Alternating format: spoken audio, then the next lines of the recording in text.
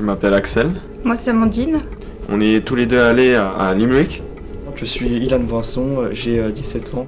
Moi je m'appelle Mathéo Laplanche, je vais avoir 18 ans.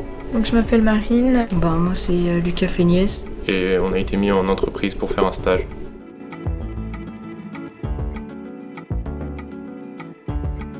On a été accueillis par la secrétaire. Après, la secrétaire nous a présenté à notre chef d'atelier. Et le chef d'atelier nous a réuni tous les employés pour nous présenter à tout le monde, pour que tout le monde soit présenté à nous aussi. Et les gens sont vraiment très souriants, accueillants. Ils nous ont très bien encadrés, nous ont tous expliqué, ils ont pris le temps et tout s'est bien passé. On a été guidés vers les personnes avec qui on allait travailler. Elles nous ont tout de suite accueillis avec le sourire. Elles nous ont expliqué calmement, doucement et avec des mots compréhensibles ce qu'on allait faire. Et ensuite, ils nous ont mis en autonomie sur les machines, ils nous ont...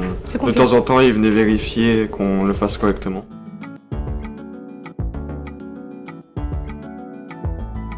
C'est vrai que les premiers jours sont un peu déstabilisants parce que c'est vraiment tout en anglais. Mais avec un peu de temps, on s'habitue et comme je disais, les gens sont patients et nous expliquent avec le temps qu'il faut. Parce qu'entre eux, les Irlandais parlent très vite et souvent quand ils parlent vite, on ne comprend pas. Donc on leur a demandé gentiment s'ils pouvaient nous expliquer lentement. Et quand on ne savait pas, on leur demandait gentiment s'ils pouvaient répéter. Ils nous répétaient souvent avec des mots un peu plus simples. Mais c'est vrai que des fois, on se regardait et on se disait qu'est-ce qu'ils nous ont dit ?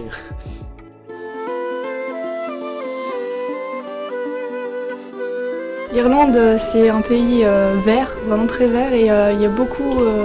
Enfin, je pense que j'ai vu tous les jours des arcs-en-ciel.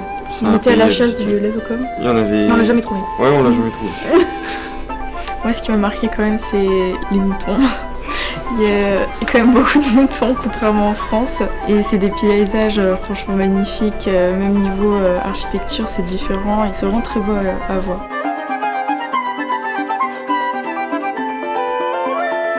Le jour du départ, on a eu quelques petites frayeurs. On pensait pouvoir partir tout seul en Irlande sans professeur. Elle avait oublié son passeport à la maison.